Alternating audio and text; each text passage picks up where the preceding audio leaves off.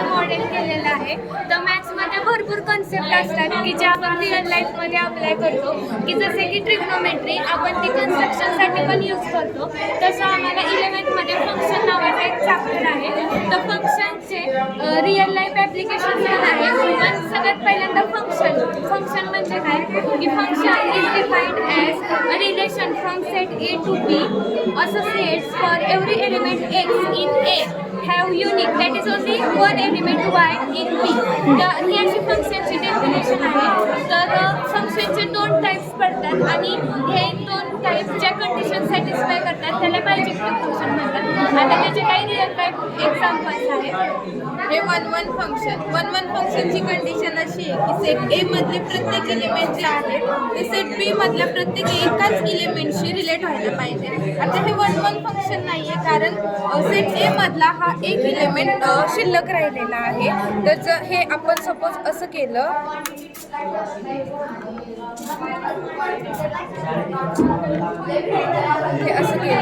तर हे आता वन फंक्शन झालं कारण की प्रत्येक ए मधले प्रत्येक एलिमेंट बी मधल्या प्रत्येक एकाशी रिलेट आहे. आणि रिअल लाईफ एक्झाम्पल असं हे ₹1 आणि हे ₹1 चॉकलेट. तर आपण ₹1 दिल्यावरच आपल्याला ₹1 चॉकलेट मिळेल.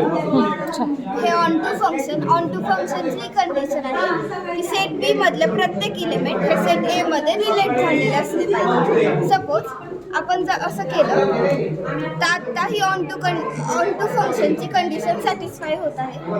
सपोज जर हे असं असेल तर ही ऑन टू फंक्शनची कंडिशन सॅटिस्फाय नाही होत कारण की सेट बी मधला एक एलिमेंट हा शिल्लक राहिलेला आहे आणि याची पेअरिंग ए मध्ये झालेली आहे. सपोज आता कन्सिडर केलं की हा एलिमेंट इथे नाही आहे तर आपण याचं रिअल लाईफमध्ये असं एक्झाम्पल देऊ शकतो की वन फादर हॅव 2 daughters असं. आणि बायजेक्टिव्ह दोन्ही फंक्शनची कंडिशन सॅटिस्फाय करतात पाहिजे. मग एखादं एक्झाम्पल जे दोन्ही कंडिशन सॅटिस्फाय करते असं mother with single child. Mother with single child हां ते 1 पण आहे आणि 1 2 पण. अच्छा.